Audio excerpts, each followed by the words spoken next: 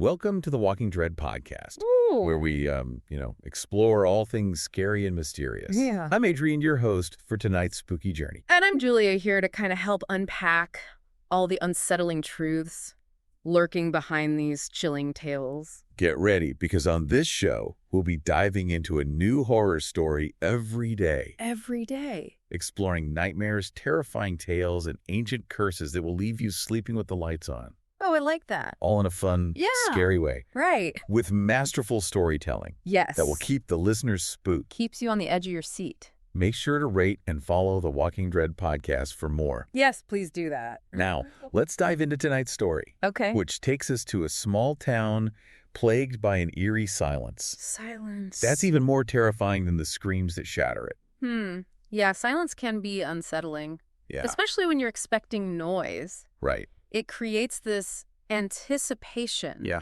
This sense that something is about to happen. Right. It's like the calm before the storm. Exactly. But in this case, the storm is a wave of terror that nobody can explain. Ooh. Imagine this. You're in this peaceful town.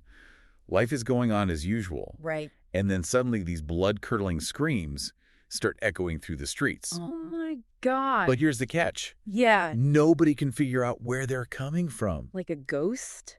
There's no source. Yeah. No echo. Wow. Just pure, unadulterated terror hanging in the air. That's terrifying. Now, it's like the screams are appearing out of thin air, Yeah. which is enough to make anyone's skin crawl. Oh, for sure. And that's where our protagonist, Detective Hayes, comes in. Detective Hayes. He's a man of logic, a skeptic by nature, Right. but even he can't ignore the growing fear Oh, yeah. that's gripping his town. That would get to anybody.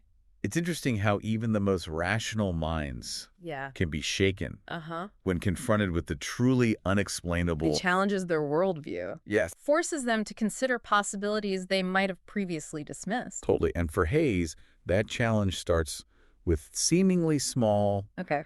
isolated incidents. Small, isolated incidents. Okay. First, there's Mrs. Baker's cat, A cat.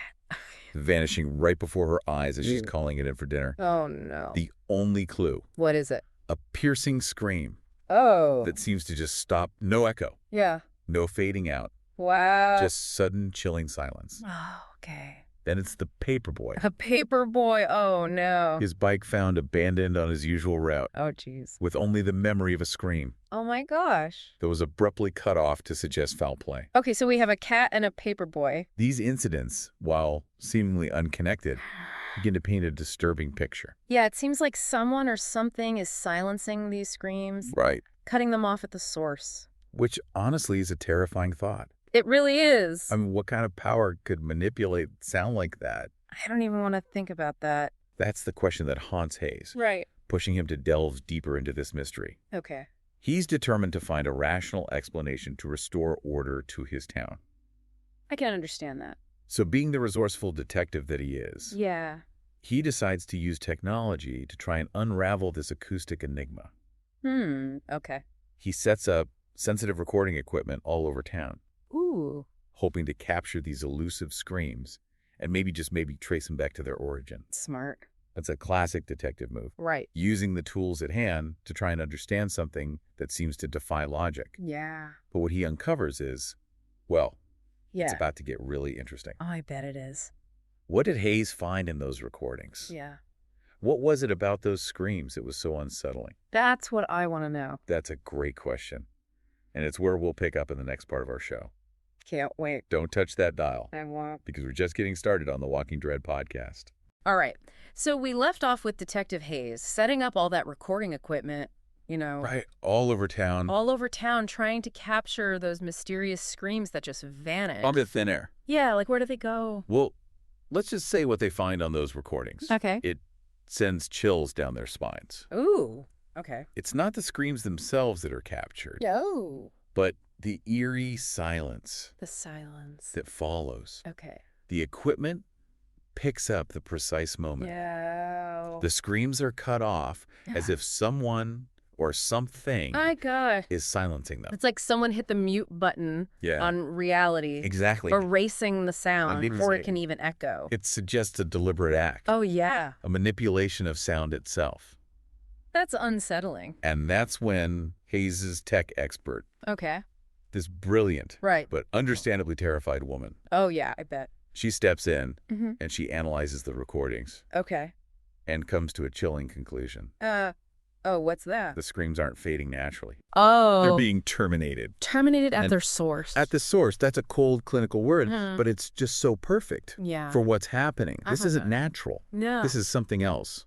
And what's even more disturbing Oh, gosh. is that they realize these screams Yeah. aren't from the present, No. but from the future. A future. They're like warnings, echoes Echoes. of tragedies yet to occur. So they're like premonitions.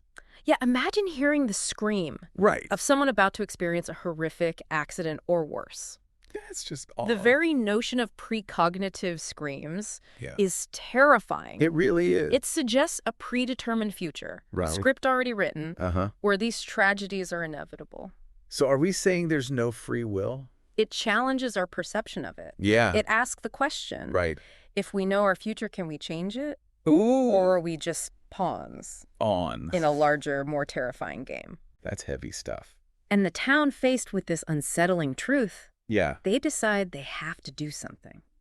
Like what? They broadcast the screams, Okay. warn people, try to alter the future. Wow. And it seems to work, It does? at least at first. At first. Some of the screams change, become muffled, Muffled? Okay. indicating that they've averted some tragedies. So they are changing fate. But that raises another question. What's that? Are they truly changing fate Right. or just delaying the inevitable? Oh. Are they creating a ripple effect Oh, a ripple effect. Okay. where preventing one tragedy Yeah. might inadvertently lead to another, possibly even worse? Oh, gosh. It's a classic paradox of Wow. time travel. Yeah. You don't mess with time. Meddling with the timeline can have unforeseen consequences. For sure. And for Hayes, this terrifying truth becomes all too personal Oh, no. Whoa. when he hears a new scream in the recordings, A new scream. Okay. one that chills him to the bone. Whose scream is it? It's his own. His own scream? But how is that possible? That's what his tech expert is struggling to figure out. Oh, gosh. It's faint, distorted, Okay. almost buried beneath another, Yeah. more terrifying scream. Right. But it's undeniably him. Wow. His voice caught in that same unnatural silence Right. that devours all the others. So this is where things get personal. This is where the story shifts from a town-wide mystery Okay. to a deeply personal nightmare for Hayes. Oh, gosh. He's no longer just an observer. No. He's become entangled in this web Right. of future tragedies. It makes you think, what would we do Exactly. if we knew our own fate? And this is what leads us to the climax of the story. The climax. Okay. Hayes realizing he's somehow involved Mm-hmm. in this terrifying symphony of the future. Symphony, that's a good word for it. He's drawn to the town square, The town square. the epicenter of the Right. screams. Okay. It's where the missing child was last seen, Right. where the paper boy began his fateful route. Right. It's like he's being pulled there Yeah. by an invisible force. Like the screams are guiding him, Yeah. leading him towards his fate. He goes there and he stands in the middle of the square, Right. surrounded by the echoes of past and future screams. Wow. And he screams. screams. He screams until his throat is raw. Oh my gosh. A primal cry of defiance Defiance. against the unseen force Yeah. that seems to be controlling him, turning him into some kind of harbinger of doom. And what happened? Does his scream break the cycle? Right. Does it change anything? I need to know. That, my friend, is the question that haunts us all. I bet it does. We'll delve into the terrifying aftermath Okay. and the chilling implications of Hayes' scream Right. in the final part of our show. I can't wait. Stay tuned, because things are about to get really, really spooky. Ooh, I'm ready for it. So Detective Hayes is there in the town square, screaming his defiance at the top of his lungs. Right. Screaming at this force, this thing that's manipulating him, using his voice as a tool of terror. But does his scream change anything? Right. Does it break the cycle, or does he just become another pawn? Well, what follows is maybe the most unsettling part of the story. Really? Silence. Silence. A silence so profound, so absolute, Yeah. that it's almost tangible, like you could reach out and touch it. Oh, wow. His scream vanishes into that same terrifying void, Right. Like all the others. leaving behind only a chilling emptiness. It's the silence of the unknown, the unanswered question. Yeah, Did his scream alter the future, or did it just confirm his place in it? It's almost like the story doesn't give us an answer on purpose. Right, and that makes it even more terrifying. Absolutely, because it leaves us in this unsettling limbo, Uh-huh. forced to confront the possibility that our actions, even our most defiant ones, Right. might be ultimately meaningless. In the face of a predetermined fate. It really makes you think. And that sense of helplessness Yeah. is reflected in the town's reaction. The broadcast stopped leaks.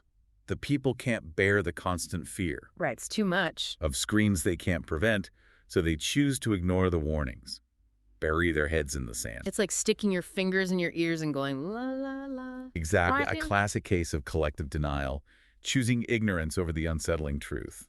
It's a very human response, I think. Oh, for sure, when faced with something we can't control. Right, something that just completely throws off our sense of security and order. Yeah, we retreat into denial like it's some kind of coping mechanism. Mm-hmm. A way to protect ourselves from the fear of the unknown. But Hayes, he can't afford that luxury. No, he can't because he's been changed. He's forever changed by what he's experienced. So what does he do? He keeps patrolling the town, but now he listens for something different. What's that? He listens for the echo of his own silent scream. Oh, wow. So he's become the very thing he feared. Yeah, a herald of doom, forever haunted by the echoes of his own future cries. He walks that line between the present and the future. A prisoner of time, burdened by the knowledge of what's to come. That's heavy. And here's the final chilling twist. Okay, what is it? Each time he hears that echo, that faint reverberation of his own silent scream, Yeah. it signals another tragedy Another tragedy. about to unfold. Oh my gosh. He didn't break the curse. You know. He became its instrument. So in trying to fight fate, he actually made things worse. It's exactly a terrifying example of the unintended consequences of trying to defy fate. You can't mess with time. By screaming, by trying to assert his will against those unseen forces. Yeah. He inadvertently solidified his role in the very events he was trying to prevent. It's a loop he can't escape. He's trapped in this horrifying loop, forced to witness the tragedies. He's powerless to stop. Right. Each echo of his scream, a grim reminder of his own entrapment. It's like he's a prisoner of his own future. And so Detective Hayes, the once rational, skeptical man of logic, Right. becomes a figure of fear and superstition in the town. I bet. People whisper about him, calling him the haunted detective. The haunted detective. Oh, wow. Driven mad by the screams only he can hear. They think he's haunted by the past. But he's haunted by the future, By what's to come. by the terrifying knowledge of what's to come. He's a tragic figure, really. A cautionary tale about the dangers of tampering with forces we don't understand. Yeah, and the price we pay for our defiance. And that's where we leave Detective Hayes. Trapped. Trapped in this horrifying paradox, forever bound to the screams of a future he can't escape. What a story. It really makes you think About free will, about the illusion of control. right? The burden of knowledge. And on that note, we've reached the end of tonight's journey into the abyss. But the questions, they still linger. They do. What would we do Right, what would we do? if we were faced with the knowledge of our own future suffering? Could we break free, or would we become like Hayes instruments of our own destruction? It's definitely something to ponder. It is. And if you enjoyed tonight's tale, be sure to rate and follow the Walking Dread podcast for more terrifying tales and discussions. Oh, we back. We'll be back tomorrow with another spine-chilling story that's sure to keep you sleeping with the lights on. Can't wait. Until then, sweet dreams. Sweet dreams. If you dare.